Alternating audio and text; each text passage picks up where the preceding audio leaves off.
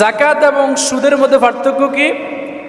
সুদ হচ্ছে গরিবদের কাছ থেকে নাও, ধনীদেরকে দাও, আর যাকাত হচ্ছে গরিবদের কাছ থেকে নাও, ধনীদের কাছ থেকে নাও, গরিবদেরকে দাও।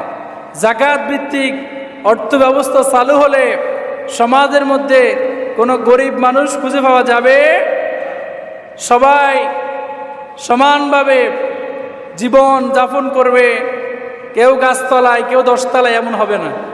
আপনাদের এলাকায় যে মানুষগুলো গরিব আছে, যদি আপনি অন্যান্য এলাকার কথা বাদ দিলাম, আমাদের এই 7 নং ফতেধর্মপুর, 6 নম্বর ফতেধর্মপুর ওয়ার্ড, এটার কথা বলতেছি। আপনাদের এই এলাকায় যতগুলো শিল্পপতি আছে, কুটিপতি আছে, এরা যদি সঠিকভাবে এদের সম্পদের হিসাব করে যাকাত দেয়, দেখবেন যেই পরিমাণ যাকাতের টাকা আসবে, এই এলাকায় যে গরিবগুলো আছে এদেরকে যদি এই যাকাতের টাকা দিয়ে, যারা যুবক আছে এদেরকে একটা আপনার কম্পিউটার কিনে দেয়, একটা রিক্সা কিনে দেয়, একটা ভ্যান কিনে দেয়, অথবা একটা প্রজেক্ট করে দেয়, একটা দোকান নিয়ে দেয়, মা বোন যারা গরিব আছে এদেরকে যদি একটা সেলাই মেশিন কিনে দেয়, বাড়িতে কিছু হাঁস মুরগি করার জন্য একটা খামার করে দেয় 1-2 লাখ টাকা দিয়ে, তাহলে 1-2 বছর পরে এরা কি আর যাকাত খাবে?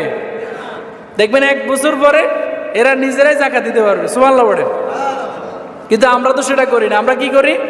আমরা মুখস্থ একটা হিসাব করি, আন্দাজে 1 লাখ টাকা, এবার এরে 500, এরে 200, এরে 100, এরে 50, এরে 80, এরে 70 দেই।